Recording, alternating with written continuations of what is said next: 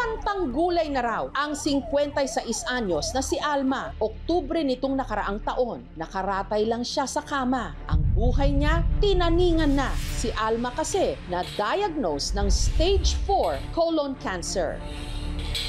Physically draining, mentally draining, emotionally draining siya. Lalong-lalo sa finances kasi umabot po kami ng 1.7 million. Pero makalipas lang ang halos isang taon,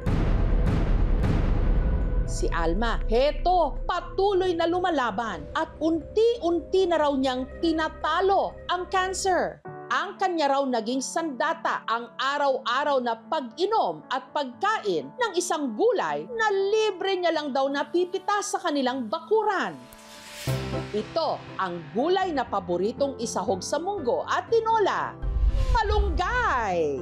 Ako masabi sa malunggay, basta malakas siya, malakas ang resistensya ko. At hindi lang daw si Alma ang makakapagpatotoo sa bisa nito. Naging cancer-free po ako dahil sa malunggay. Malunggay talaga yung pinaka-effective.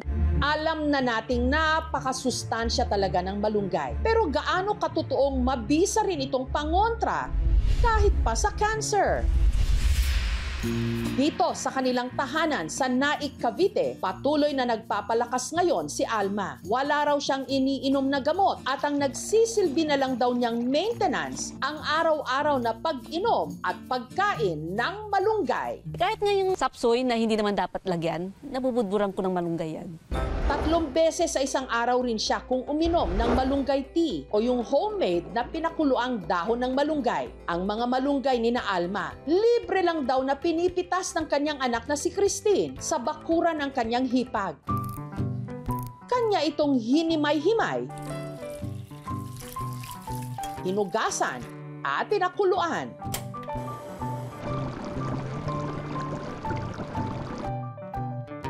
Medyo mapait. Tinitis ko ng lahat ng pait kasi yun ang maganda sa katawan. Setyembre nitong nakaraang taon, nung bigla raw bumagsak ang katawan ni Alma. Nawalan ako ng gana. Unti-unti ako nangangayayat. Suka lang ng suka. Sabi ko, naktalin mo na ako sa ospital. Sabi ko, ganun sa kanya. Hanggang sa nalaman niya na maliban sa kanyang diabetes, meron na pala siyang stage 4 colon cancer. Kitang-kita ko talaga sa ultrasound. Maliit pa sa butas ng lapis, yung dadaanan na lang ng pagkain ko. Nakatakip na yung mga bukol-bukol. Na-diagnose din siya ng 7 iba pang mga sakit. Pati baga ko, naapektuhan na, pati pantog, tinapyas na. Si Alma na-confine sa ospital sa loob ng mahigit 2 buwan. At kasabay ng paghina ng kanyang katawan, ang paglobo ng kanilang hospital bill. Sobrang draining siya kasi umabot po kami ng 1.7 million.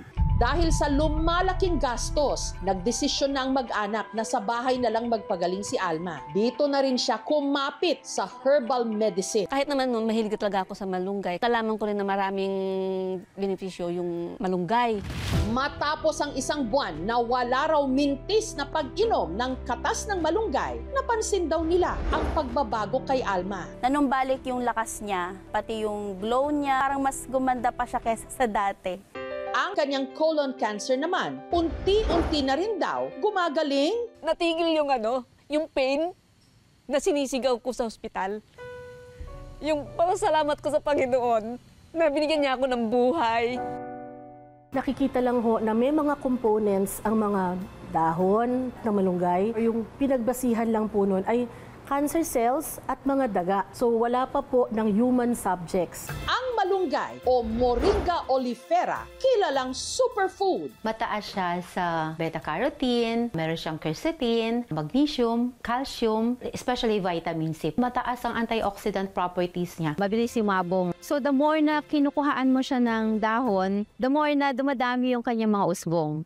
Ang tiga-Tubigon sa Bohol na si Diana, ito rin daw ang naging takbuhan nung na-diagnose siya ng stage 4 Hodgkin's lymphoma, isang uri ng cancer sa dugo. Dumaan po ako sa bingit ng kamatayan. May taning na din ang buhay ko kasi hindi nag-promise ang doktor na masisave po ako.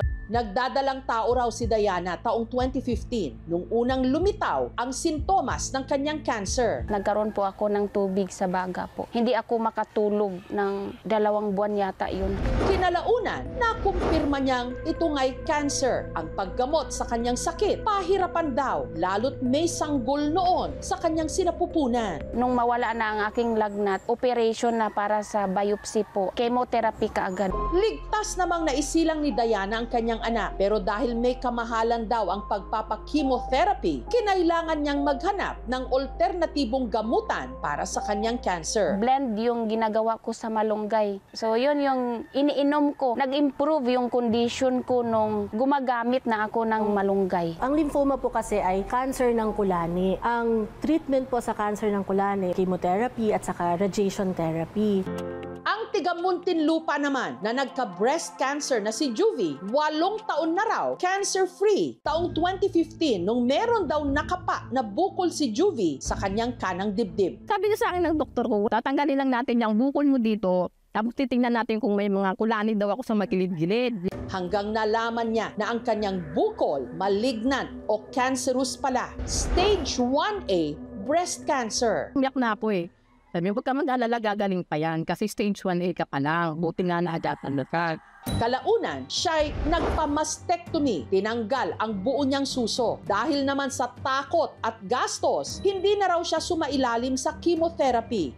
Pero nabuhayan daw siya ng loob nung nalaman niya na ang kanyang pinsan gumaling di umano sa cancer kahit hindi nagpa-chemo. Uminom at kumain lang daw ito ng malunggay, kaya ginaya niya ito. Pinakatas ko yung katas doon kasi isang kutsara, 3 times a day yun. Iilawin mo siya, ganon. Mula raw nung gawin ito ni Juvie, malaki ang kanyang ipinagbago. Walang Diyos. 9-year survivor na ako ngayon. O, di ba? Talagang naniniwala ako sa malunggay. Kasi gulat sa pool yan, talagang tumulong sa akin. Naging cancer-free po ako dahil sa malunggay. Pero mariing ipinapaalala po ng mga eksperto, mayaman man sa sustansya ang mga dahon ng malunggay at sa kabila ng mga testimonya o sinasabing karanasan ng iba, wala pa ring pag-aaral na makapagpapatunay na epektibo ang malunggay na gamot sa cancer. When it comes to fighting cancer, it cannot stand alone. Kailangan pa natin ng more studies para po makita natin, number 1, safe ba siya? Number 2, effective ba siya? Yun po ay supplement lang. Maaari pong may benefit sila nutritionally, pero po walang evidence na effective po sila alone sa pag-treat ng cancer. Bagamat mayroong mga pag-aaral na ang malunggay talaga ay nakakatulong, punta po kayo sa doktor. Tingnan niyo po kung ano yung pwedeng maitulong. Sa isang bansang napakamahal magkasakit at kapos din ang libreng serbisyong medikal, hindi nakapagtataka na ang ilan sa malunggay kumakapit. Pero sana dumating ang araw na ang lunas sa ating mga sakit mas abot kaya, lalo na para sa mga nangangailangan. Thank you for watching, mga kapuso. Kung nagustuhan niyo po ang videong ito, subscribe na sa GMA Public Affairs YouTube channel. And don't forget to hit the bell button for our latest updates.